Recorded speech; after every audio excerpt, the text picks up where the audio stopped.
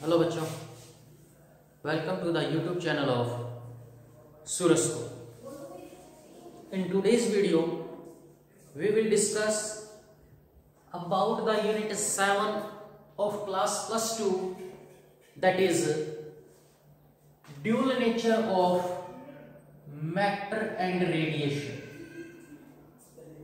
Dual nature of matter and radiation.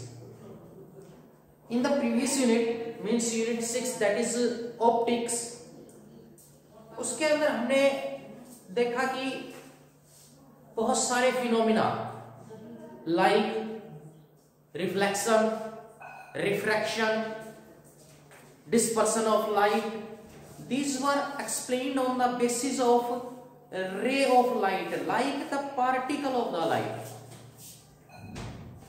using the light as a particle which go in a straight line. रे diagram बनाई थी बहुत सारे, जो straight line के अंदर हमने रेज ऑफ लाइट दिखाई थी. And in wave optics, that is second part of the optics, wave optics, जिसके अंदर हमने पढ़ा कि बहुत सारे phenomena like interference of light, diffraction of light and polarisation, these are the phenomena which were explained on the basis of wave nature of light. Means light has double nature, dual nature, दोनों nature रखती है. Light को wave की तरह भी consider करते हैं, light को पार्टिकल तरह की तरह भी कंसीडर करा जाता है. तो लाइट हैज ड्यूल नेचर. बहुत सारे फिनोमिना बहुत सारे साइंटिस्ट ने डिस्कवरी कर दी थी. फॉर एग्जांपल मैक्सवेल ने डिस्कवरी कर दी थी इलेक्ट्रोमैग्नेटिक वेव्स ट्रेवल्स करती है in the vacuum. So light is an electromagnetic wave. Wave nature को सपोर्ट करा मैक्सवेल ने. इलेक्ट्रोमैग्नेटिक वेव्स वहां पे डिस्कवरी थी. इलेक्ट्रोमैग्नेटिक स्पेक्ट्रम था, उसके अंदर देखा था लाइट की जो तीनों फॉर्म थी, तीनों टाइप थी, that is infrared, visible and UV. These are the parts of the electromagnetic spectrum. Maxwell support the wave nature of light. उसके बाद बहुत सारे आफ्टर 20th सेंचुरी, लगभग 20वीं शताब्दी के आसपास बहुत सारे साइंटिस्ट आए, जैसे हर्ट्ज का एक्सपेरिमेंट थे, आइंस्टीन्स फोटो इलेक्ट्रिक इफेक्ट था. हर्ट्ज ने भी काम करा था फोटो इलेक्ट्रिक इफेक्ट के ऊपर. आइंस्टीन ने फोटो इलेक्ट्रिक इक्वेशन दी, उसको एक्सप्लेन करा. उसके बाद एक प्लंक्स क्वांटम थ्योरी आई. उसके बाद स्टार के इफेक्ट था, बाय स्टार साइंटिस्ट का नाम था. क्रॉम्पटन इफेक्ट था of light, that is given by the Crompton.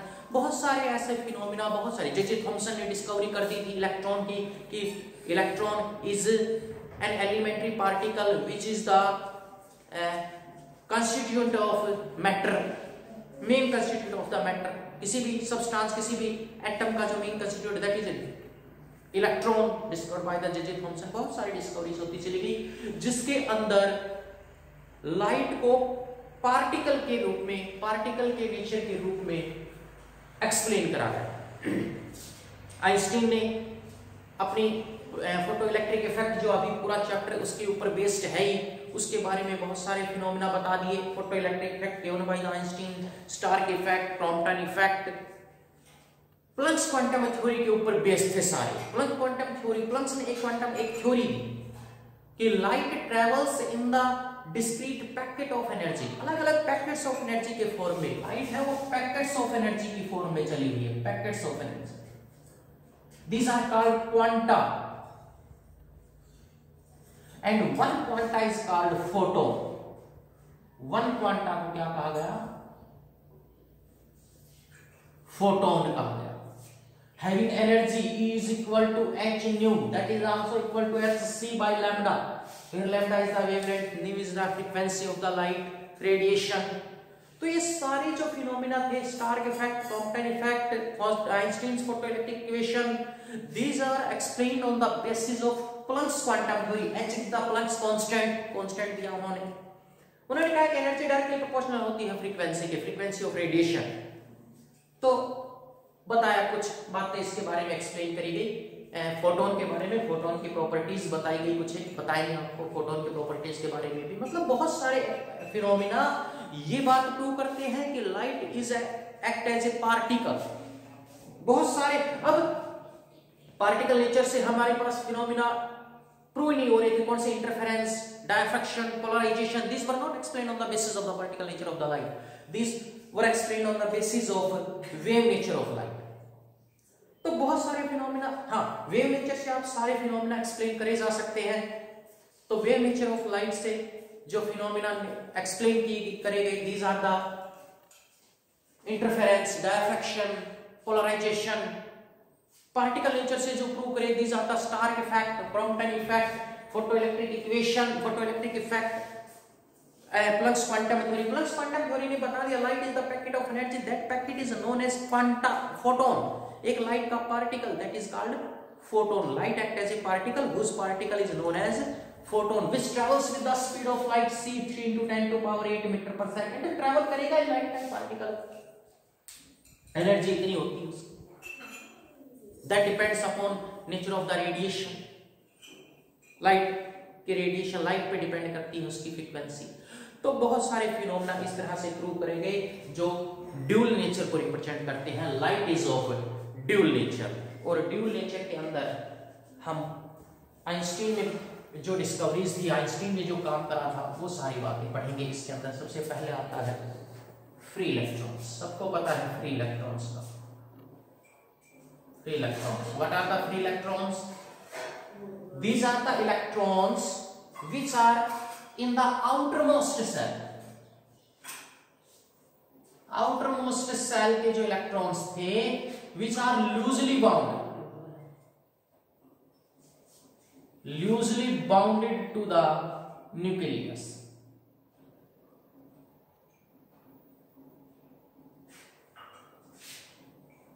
Which are the loosely bounded by the nucleus. Nucleus से जो लूज बाउंडेड होते हैं, जो कम फोर्स से अट्रैक्टिव होते हैं। आउटरमोस्ट सेल के इलेक्ट्रॉन, क्योंकि डिस्टेंस बढ़ जाती है, आउटरमोस्ट सेल के इलेक्ट्रॉन लूजली बाउंडेड होते हैं, लेकिन मेटल सरफेस को नहीं छोड़ सकते। फ्री हो जाएंगे लेकिन मेटल सरफेस को नहीं छोड़ेंगे। मेटल सरफेस को छोड़ने के लिए काम करना पड़ेगा। जैसे ही मेटल सरफेस को छोड़ने लगेंगे, इलेक्ट्रॉन पे नेगेटिव चार्ज है, मेटल सरफेस कैसा चार्ज एक्वायर कर लेगी? पॉजिटिव। वापस उसी सरफेस पे खींचे रखेगी, उसी सरफेस पे बांधे रखेगी। इसका मतलब there is a barrier, there is a breaker, potential breaker भी, पोटेंशियल बैरियर भी बोल देते हैं इसको। There is a barrier which every metal has for outermost electrons, जिसको अगर फ्री करना है तो उस बैरियर को पहले तोड़ना पड़ेगा। और उस बैरियर को तोड़ने के लिए हमें पहले कुछ एनर्जी सप्लाई करनी पड़ेगी। और जितनी एनर्जी सप्लाई करनी पड़ती है, the energy supplied by the to the metal by any means, किसी भी तरीके से, to eject the electron from the metal surface. इन लूजली बाउंडेड इलेक्ट्रॉन्स को फ्री करने के लिए इलेक्ट्रॉन्स को, that is known as work function. Free electrons का सबको पता है, लूजली बाउंडेड आउटरमोस्ट सेल के इलेक्ट्रॉन्स होते हैं। Most important is work function. Work function, work function that is represented by 5 note और सिंपलीफाई से रिप्रेजेंट कर देते हैं। It is the minimum energy, it is the minimum energy, it is the minimum energy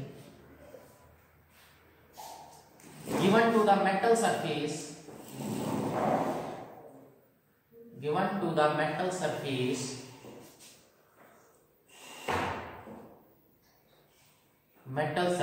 to just eject the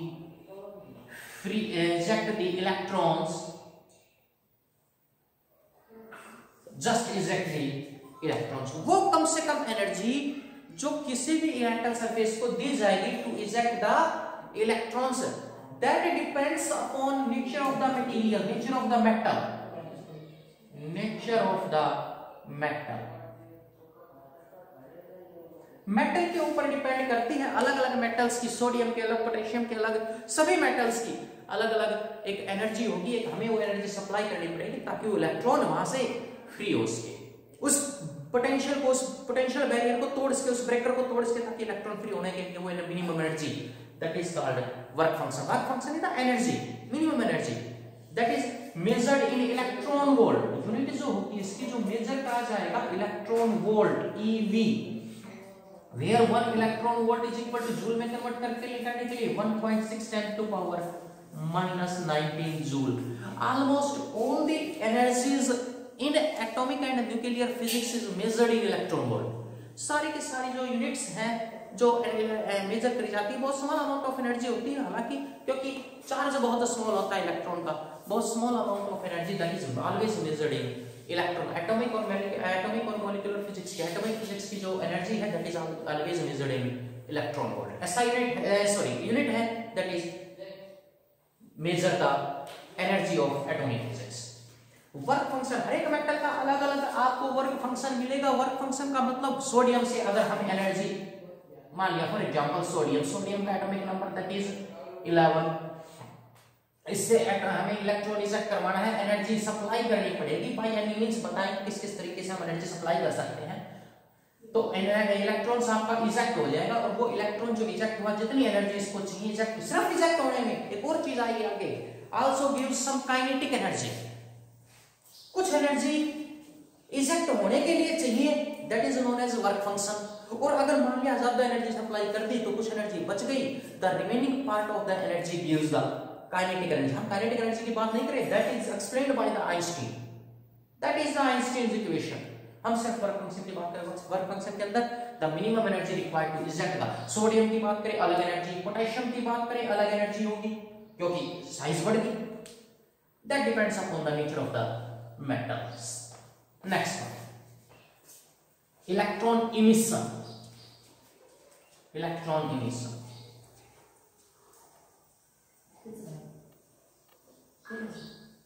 It is the process of phenomenon of ejecting electrons from metal surface.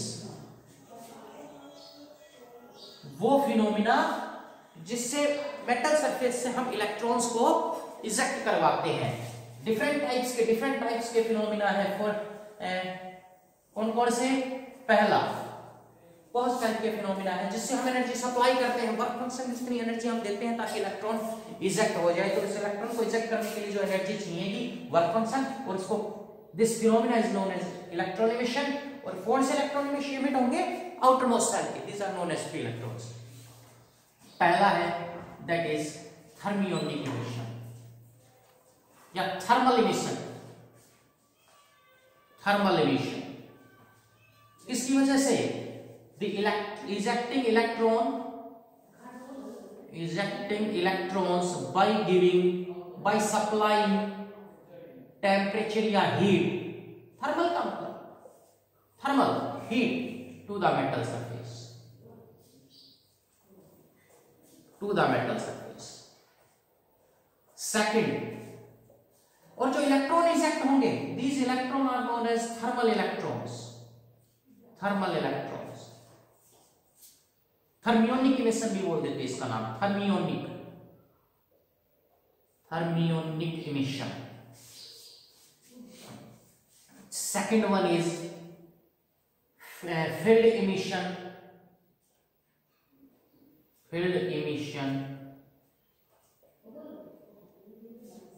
emission means ejecting the electron. These are the main process by which electron energy has to be supplied to the electron to eject it. ये वो process है जिससे electrons को eject करने के तरीके हैं, किस किस तरीके से आप एनर्जी सप्लाई कर सकते हो। वर्क फंक्शन जितनी एनर्जी सप्लाई करे ताकि इलेक्ट्रॉन बाहर निकल जाए। Field emission, ejecting the electrons from the metal surface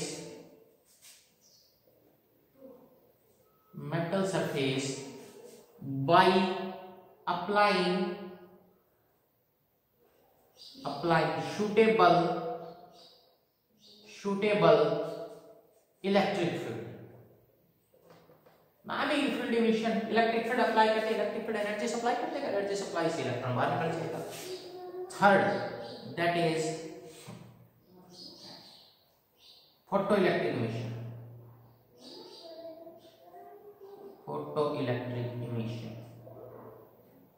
photo का मीन्स लाइट, नाम से पता है, by supplying, by giving light of suitable frequency, suitable frequency की लाइट, क्योंकि लाइट की अपनी energy E is equal to h nu, frequency पे डिपेंड करती है। जब तक फ्रीक्वेंसी नहीं देंगे तब तक उतनी एनर्जी नहीं मिलेगी। कितनी एनर्जी? वर्क फंक्शन जितनी एनर्जी दे देंगे इलेक्ट्रॉन जस्ट इजेक्ट होगा। ध्यान रखना। एक और चीज आती है इसी के अंदर, काइनेटिक एनर्जी, उसकी बात नहीं करेंगे। फोर्थ वन इज, इस तरह से जो इलेक्ट्रॉन यहां से निकलेंगे उनका नाम है फोटो इलेक्ट्रॉन्स, और इस इफेक्ट का नाम होता है photo electric effect.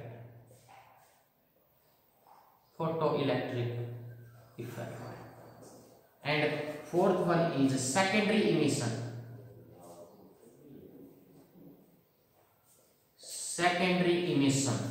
Secondary emission means by using primary electrons, primary fast moving electrons।